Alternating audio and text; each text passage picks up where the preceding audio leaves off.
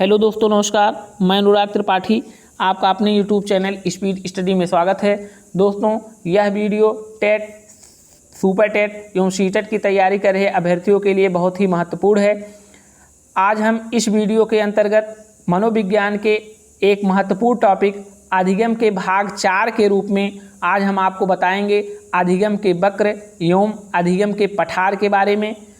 और यहाँ पर जानेंगे हम अधिगम के वक्र होते क्या हैं, अधिगम के वक्र कितने प्रकार के होते हैं, अधिगम का पठार क्या होता है, हम पठार के बारे में जानेंगे, पठार की विशेषता के बारे में जानेंगे और हम पठार के कारण के बारे में जानेंगे। तो आइए शुरू करते हैं। सबसे पहले अधिगम के वक्र के बारे में। तो देखिए, अधिगम का वक्र क्या होता है, इसे किस तरीके से आप परिभाषित कर सकते हैं। तो यहाँ पर लिखा है, सीखने की प्रगति या अवनति दिखाने वाली वक्र रेखा। सीखने की प्रगति या अवनति दिखाने वाली वक्र रेखा अधिगम का वक्र कहलाती है। तो यहाँ पर ध्यान दीजिए, ये इससे ये क्लियर हो रहा है कि एक ऐसी वक्र रेखा जिससे यह पता चलता है कि बालक के सीखने में प्रगति हो रही है कि अवनति हो रही है, उसे हम क्या कहते हैं, उसे हम अधिगम का वक्र कहते हैं। अधिगम की वक्र के को जो है गेट्स व अन्य ने परिभाषित किया था। और ये परिभाषा जो गेट्स व अन्य की जो परिभाषा है, ये बहुत ही महत्वपूर्ण है परीक्षा की दृष्टि से और कई बार परीक्षा में पूछा गया है। तो आप जानेंगे गेट्स व अन्य की परिभाषा क्या है। सीखने के वक्र अभ्यास द्वारा सीखने की मात्रा, गति और प्रगति की सीमा को ग्राफ पर प्रदर्शित करते हैं। यानी ये कह रहे हैं कि जो सीखने के वक्र होते हैं वो अभ्यास द्वारा सीखने की मात्रा, गति और प्रगति की सीमा को ग्राफ पर प्रदर्शित करते हैं। यानी इनका कहने का तात्पर्य ये है कि जब बालक अभ्यास करता है, जो है सीखने में समय देता है, तो उसके सीखने की मात्रा में कितनी प्रगति हुई है, उसमें कितनी गति आई है, इसको ग्राफ पर जो है प्रदर्शित करने वाला जो वक्र होता है वो क्या कहलाता है, अधिगम का वक्र कहलाता है। ये गेट्स व अन्य की परिभाषा है। देखिए, अधिगम के वक्र के प्रकार के बारे में आपको बताते हैं। यहाँ पर देखेंगे अधिगम के वक्र के प्रकार के बारे में। देखिए, अधिगम का वक्र मुख्यतः 4 प्रकार का होता है। अधिगम के जो वक्र होते हैं वो मुख्यतः 4 प्रकार के होते हैं। पहला वक्र यहाँ ध्यान देंगे, पहला वक्र है समान निष्पादन वक्र या सरल रेखी वक्र है। अब इसके बारे में हम जानेंगे। ऐसा अधिगम वक्र मतलब ऐसा अधिगम वक्र जिसमें अधिगम की दर सदैव समान गति से बढ़ती है। ऐसा अधिगम वक्र जिसमें अधिगम की दर सदैव समान गति से बढ़ती है उसे समान निष्पादन वक्र अथवा सरल रेखी वक्र कहते हैं। तो यहाँ पर ये ध्यान देंगे, यहाँ पर जब हम वक्र बनाएंगे तो यहाँ देखेंगे एक्स एक्सिस पर हम समय, अभ्यास एवं प्रयास लेंगे और वाई एक्सिस पर अधिगम की मात्रा लेंगे। तो देखिए, जो समान निष्पादन वक्र, सरल रेखी वक्र जो होता है, उसका जो ग्राफ बनता है वो एक सीधी रेखा के रूप में, जो वक्र प्राप्त होता है एक सीधी रेखा के रूप में प्राप्त होता है। तो यहाँ पर देखिए, ये लाइन देखिए, ये सरल रेखी वक्र को प्रदर्शित कर रहा है। जो सीधी लाइन है यहाँ पर, ये सरल रेखी वक्र को प्रदर्शित कर रहा है। तो देखिए, जैसे मान लीजिए समय, ये एक्स एक्सिस आपका समय है, तो जैसे जैसे आपका समय बढ़ेगा वैसे वैसे आपकी अधिगम की मात्रा भी बढ़ेगी। और अधिगम की मात्रा देखिए वाई एक्सिस पर है। जैसे मान लीजिए आप जो है कुछ समय के पश्चात एक्स एक्सिस के पॉइंट यहाँ पर हैं, तो यहाँ से आप इसको मिलाइए, इस रेखा पर जो वक्र है इसको मिलाएंगे, यहाँ पर पहुँच रहे हैं। और देखिए, जब हम इस रेखा को, जहाँ पर ये पॉइंट मिला है, इसको हम वाई अक्ष पर मिलाएंगे तो यहाँ पर हम आ रहे हैं। इसके बाद देखिए, जब हमारा समय और बढ़ता है एक्स एक्सिस पर जब हम आते हैं तो देखते हैं हम यहाँ पर पहुँच गए, हमने और टाइम दिया पढ़ने में, सीखने में। तो यहाँ पर जब पहुँचे हैं तो इसको हम सरल रेखी वक्र से मिलाएंगे, जो सरल रेखी वक्र है उसको मिलाएंगे तो यहाँ पर आ रहा है। और इसको वाई एक्सिस पर ले जाएंगे तो हमारा अधिगम की मात्रा अब यहाँ पहुँच गई। यानी पहले यहाँ पर था, फिर अब हम यहाँ पर आ गए। यानी जैसे जैसे हमारा समय बढ़ रहा है उसी अनुपात में हमारा अधिगम की मात्रा भी बढ़ रही है। तो ऐसा अधिगम वक्र जिसमें अधिगम की जो दर होती है सदैव समान गति से बढ़ती है उसे हम समान निष्पादन वक्र अथवा सरल रेखी वक्र कहते हैं। तो ये पहला वक्र हो गया। दूसरा देखिए ह्रास निष्पादन वक्र क्या होता है या उन्नतोदर वक्र क्या होता है। ह्रास निष्पादन वक्र देखिए ऐसा वक्र जिसमें प्रारंभ में सीखने की गति तीव्र होती है परंतु बाद में धीमी हो जाती है। देखिए बाद में ह्रास हो जाता है, तो यहाँ पर देखिए ऐसा वक्र है जिसमें प्रारंभ में सीखने की गति तीव्र होती है परंतु बाद में धीमी हो जाती है, ह्रास निष्पादन वक्र कहलाता है। इसे ऋणात्मक त्वरण वक्र भी कहते हैं। इस वक्र को कौन सा वक्र कहते हैं? ऋणात्मक त्वरण वक्र भी कहते हैं अथवा उन्नतोदर वक्र कहते हैं। तो देखिए इसका जो ग्राफ है देखिए यहाँ पर एक्स एक्सिस पर समय अभ्यास दर्शाया गया है, वाई एक्सिस पर अधिगम की मात्रा दर्शाई गई है। यहाँ पर देखिए यहाँ पर देखिए प्रारंभ में सीखने की गति तीव्र है, उठा है, ग्राफ क्या है? उठा है, यानी जो अधिगम वक्र है वो उठ रहा है, लेकिन बाद में जो है सीखने की गति धीमी हो जाती है। तो अब देखिए अधिगम का वक्र झुक रहा है, यानी ये झुकाव एक्स एक्सिस की तरफ आ रहा है। तो इसका मतलब ये है यहाँ से यहाँ तक तो इसके अधिगम की दर में ये बढ़ रहा है, इसके बाद जो है घटेगा, यहाँ पर जैसे आएगा तो यहाँ पर पहुँच जाएगा। तो ऐसा वक्र जिसमें प्रारंभ में सीखने की गति तीव्र होती है परंतु बाद में धीमी हो जाती है, ह्रास निष्पादन वक्र अथवा उन्नतोदर वक्र कहलाता है। तो आइए हम देखते हैं, आप इसको बताए हैं हम इसे ऋणात्मक त्वरण वक्र भी कहते हैं, यानी इसे ऋणात्मक त्वरण वक्र के नाम से भी हम जानते हैं, ह्रास निष्पादन वक्र के नाम से जानते हैं और उन्नतोदर वक्र के नाम से जानते हैं। तो आपने दो वक्र पढ़ लिया, समान निष्पादन वक्र, ह्रास निष्पादन वक्र। अब देखिए वर्धमान निष्पादन वक्र क्या होता है? वर्धमान। अब देखिए ह्रास निष्पादन वक्र का उल्टा यहाँ वर्धमान निष्पादन वक्र हो जाएगा। ऐसा वक्र जिसमें प्रारंभ में सीखने की गति धीमी होती है और उसमें क्या था? सीखने की गति तीव्र होती है। ऐसा वक्र जिसमें प्रारंभ में सीखने की गति धीमी होती है और बाद में तीव्र हो जाती है, वर्धमान निष्पादन वक्र कहलाता है। इसे धनात्मक त्वरण वक्र भी कहते हैं। इसे क्या कहते हैं? धनात्मक त्वरण वक्र कहते हैं। अब देखिए यहाँ इसे नतोदर वक्र के नाम से भी जाना जाता है। यहाँ देखिए ये आपका समय, अब एक्स एक्सिस समय है, अधिगम की मात्रा वाई एक्सिस है। प्रारंभ में सीखने की गति धीमी थी, बाद में देखिए अधिगम का वक्र एकाएक ऊपर उठा है, तो ये क्या हो गया है? ये बता रहा है कि प्रारंभ में सीखने की गति धीमी थी लेकिन बाद में क्या हो गया है? अधिगम सीखने की गति में तीव्रता आ गई है। ऐसे वक्र को हम कौन सा वक्र कहेंगे? वर्धमान निष्पादन वक्र अथवा नतोदर वक्र अथवा धनात्मक त्वरण वक्र कहेंगे। ये क्लियर हो गया होगा। अब देखिए यश आकारी अधिगम वक्र क्या होता है? यश आकारी अधिगम वक्र देखिए इसके बारे में जानेंगे। ऐसा वक्र जिसमें प्रारंभ में सीखने की गति धीमी फिर तीव्र पुनः धीमी होने लगती है, यश आकारी अधिगम वक्र कहलाता है। यानी इसमें क्या होता है? ऐसा अधिगम वक्र है जिसमें प्रारंभ में सीखने की गति धीमी होती है, फिर तीव्र हो जाती है, पुनः धीमी होने लगती है, यश आकारी अधिगम वक्र कहलाता है। देखिए यह अधिगम वक्र जो होता है वो ह्रास निष्पादन वक्र और वर्धमान निष्पादन वक्र अर्थात उन्नतोदर एवं नतोदर वक्र का मिश्रित रूप होता है।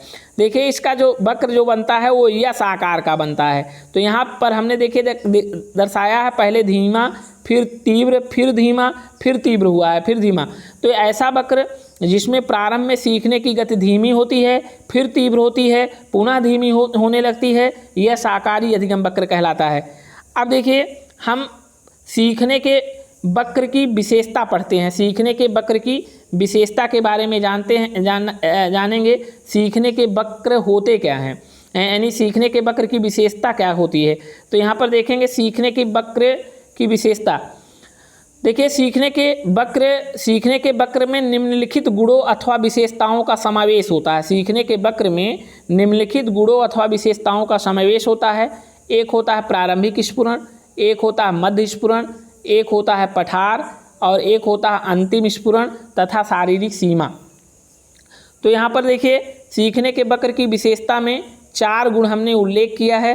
पहला है प्रारंभिक स्फुरण, दूसरा है मध्य स्फुरण, तीसरा है पठार, चौथा है अंतिम स्फुरण तथा शारीरिक सीमा। तो देखिए प्रारंभिक स्फुरण क्या होता है। जब कोई छात्र किसी पाठ को सीखना प्रारंभ करता है तो उसमें उत्साह अधिक होता है। यानी जब आप किसी चीज़ को सीखना प्रारंभ करते हैं तो उसमें आप उत्साह अधिक होता है, जिसके कारण अधिगम वक्र तेजी से ऊपर की ओर बढ़ता है। यानी अधिगम का वक्र तेजी से ऊपर की ओर बढ़ने का मतलब है अधिगम की मात्रा भी बढ़ रही है, यानी आपके सीखने में प्रगति होती है। इसे ही हम प्रारंभिक स्फुरण अथवा प्रारंभिक त्वरण कहते हैं। तो जैसे जब आप सीखना शुरू करते हो तो प्रारंभिक दौर जो होता है उसमें आपकी रुचि ज़्यादा होती है, उसमें आपके उत्साह ज़्यादा होता है, उत्तेजना ज़्यादा होती है, जिस कारण से आप ज़्यादा सीख लेते हैं, यानी सीखने में प्रगति हो जाती है और अधिगम का वक्र ऊपर उठ जाता है। इसी को ही प्रारंभिक स्फुरण कहा गया है। इसी को हम क्या कहते हैं? प्रारंभिक स्फुरण कहते हैं। जैसे आप क्या करते हो कि जैसे आप टेट की तैयारी कर रहे हैं या सुपर टेट की तैयारी कर रहे हैं, तो जब तैयारी का प्रारंभिक चरण होता है, प्रारंभिक चरण आप शुरू करने स्टार्ट करते हो, तो उस समय आपके अंदर जोश ज़्यादा होता है, उत्तेजना ज़्यादा होती है उस विषय को लेकर के, उस टॉपिक को टेट को लेकर के जो है उत्तेजना आपके अंदर ज़्यादा है, आपके उसके प्रति अभिरुचि भी ज़्यादा है। इसलिए क्या होता है, आप उस समय प्रारंभिक दौर में जो है ज़्यादा सीख लेते हैं। इसे ही मनोवैज्ञानिकों ने प्रारंभिक स्फुरण कहा है। अब देखिए मध्य स्फुरण जानेंगे। मध्य स्फुरण क्या होता है? मध्य स्फुरण में ये है जब छात्र किसी पाठ का अभ्यास कर रहा होता है, यानी अब प्रारंभिक चरण नहीं है, यानी आप शुरुआत नहीं कर रहे हैं, आप अब मध्य में हैं। यानी जब छात्र किसी पाठ का अभ्यास कर रहा होता है तो कभी सीखने की गति तीव्र होती है तो कभी धीमी हो जाती है। जब छात्र किसी पाठ का अभ्यास कर रहा होता है तो कभी सीखने की गति तीव्र होती है तो कभी धीमी हो जाती है, अर्थात अधिगम वक्र में उतार चढ़ाव आ जाता है। तो इसे हम क्या कहते हैं? मध्य स्फुरण कहते हैं। इसी को हम क्या कहते हैं? मध्य स्फुरण कहते हैं। तीसरा देखिए पठार क्या है? ये बहुत इंपॉर्टेंट टॉपिक है, पठार। अब पठार के बारे में आप जानेंगे, पठार होता क्या चीज़ है। देखिए आपने अभी कहा प्रारंभिक स्फुरण हुआ, अब पहले अभ्यास करना शुरू किए हैं, यानी कि आप सीखना शुरू किए थे। अब मध्य स्फुरण में आप बीच में थे, यानी सीख रहे हैं। और उसके बाद जो है अब देखिए पठार क्या होता है? पठार प्लेटियस क्या होता है? किसी पाठ का अभ्यास करते समय, किसी पाठ का अभ्यास करते समय अभ्यास के बीच में, ये कह रहे हैं किसी पाठ का अभ्यास करते समय अभ्यास के बीच में प्रयास करने के बाद भी, आप प्रयास कर रहे हैं, टाइम दे रहे हैं, प्रयास करने के बाद भी यदि सीखने की गति में कोई उतार चढ़ाव नहीं होता है।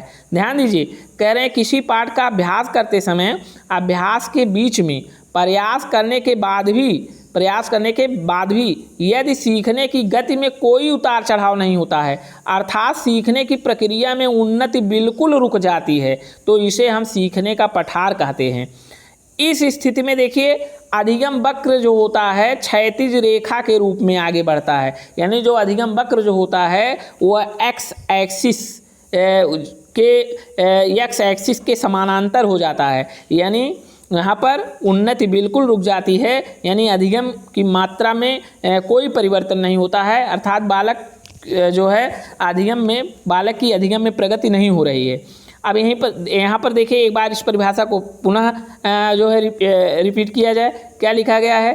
किसी पाठ का अभ्यास करते समय अभ्यास के बीच में प्रयास करने के बाद भी, यानी आप टाइम भी दिए, प्रयास भी किए, प्रयास करने के बाद भी यदि सीखने की गति में कोई उतार चढ़ाव नहीं होता है, यानी आपके सीखने में कोई उतार चढ़ाव नहीं हुआ है, अर्थात सीखने की प्रक्रिया में उन्नति बिल्कुल रुक जाती है, तो इसे हम सीखने का पठार कहते हैं।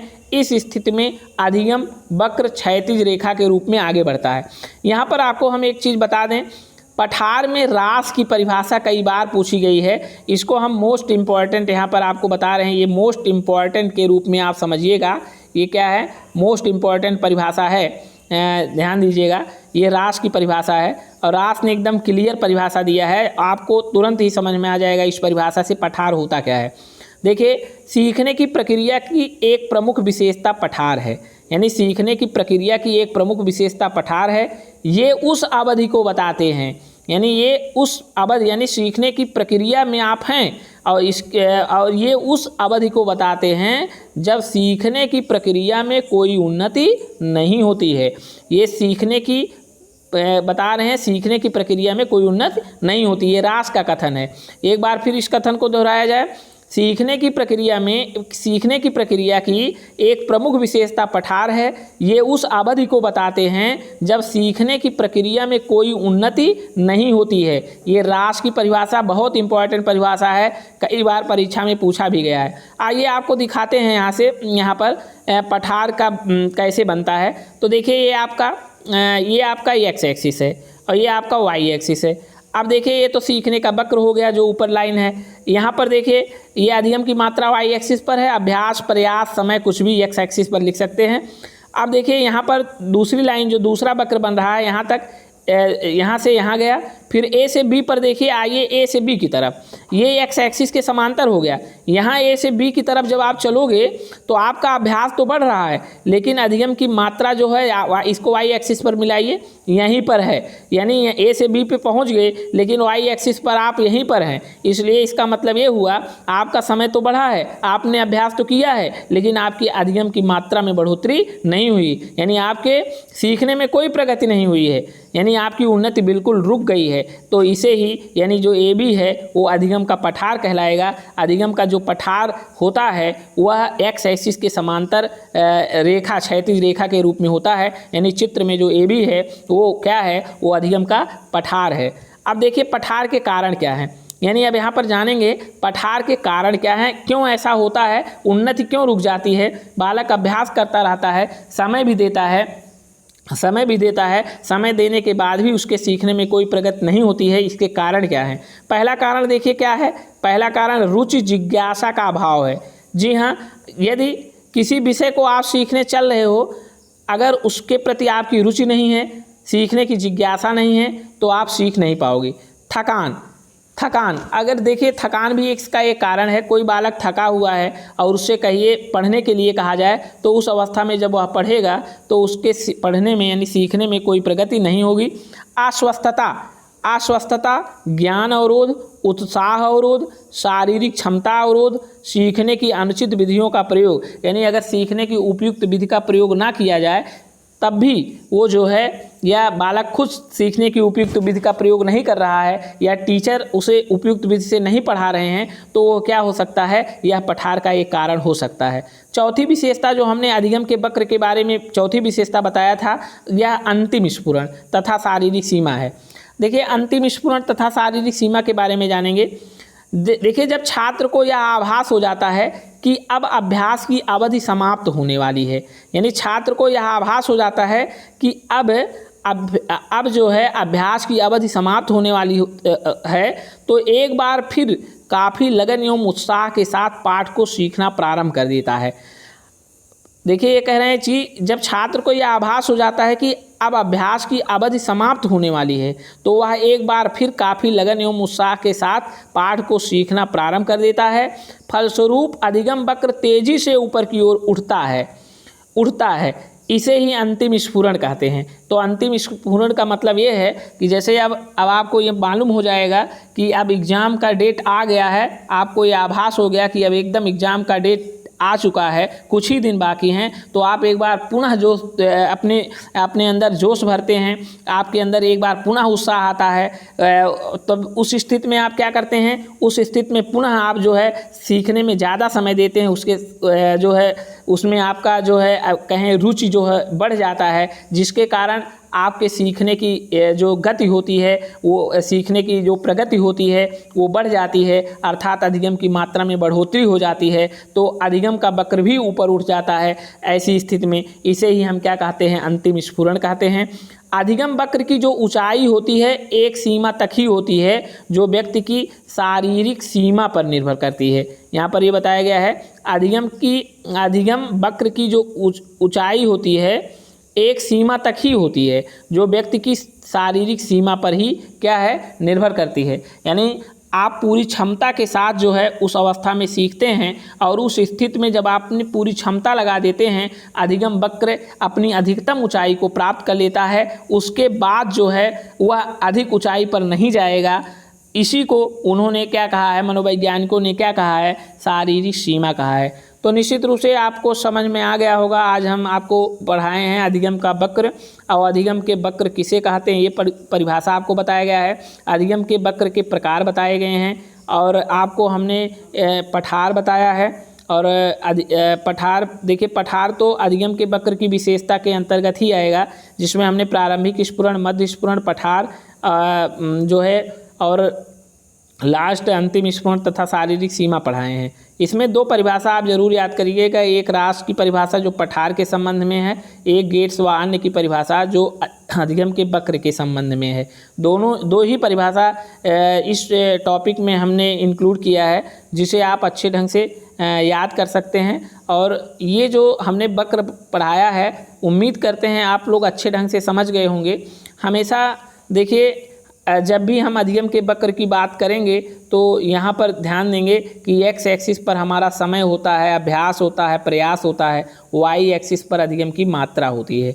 और यहाँ पर हमने चारों वक्र के बारे में आपको बता दिया है। सरल रेखी वक्र क्या होता है, इसमें अधिगम की दर सदैव समान गति से बढ़ती है। ह्रास निष्पादन वक्र क्या होता है, इसमें प्रारंभ में सीखने की गति तीव्र होती है, बाद में क्या हो जाती है, उसमें धीमी हो जाती है सीखने की गति। दूसरा देखिए, हमने फिर वर्धमान निष्पादन वक्र में बताया था, इसमें प्रारंभ में सीखने की गति धीमी होती है, फिर जो है बाद में तीव्र हो जाती है। ये वर्धमान निष्पादन वक्र बताए थे। यह साकारी वक्र दोनों उपर्युक्त दोनों वक्रों का मिश्रण है, यानी वर्धमान निष्पादन वक्र और ह्रास निष्पादन वक्र का क्या है, मिश्रण है। इसमें सीखने की गति पहले धीमी, फिर तीव्र, पुनः धीमी, फिर तीव्र, ऐसे होती है। इसका जो ग्राफ बनता है, वक्र जो बनता है, वो यश आकार का बनता है, इसलिए इसे यश आकारी वक्र का अधिगम वक्र कहा जाता है। और सीखने के वक्र की विशेषता के बारे में हमने आपको बता दिया है। उम्मीद करते हैं आपको ये जो है ये टॉपिक हमारा जो आज का भाग 4 के अंतर्गत है, अधिगम के वक्र, समझ में आया होगा। आप इसे नोट भी कर सकते हैं, एक अच्छा नोट्स आपका तैयार हो सकता है, जो परीक्षा के समय बहुत ही महत्वपूर्ण साबित होगा आपके लिए। आपका दिन शुभ हो। धन्यवाद।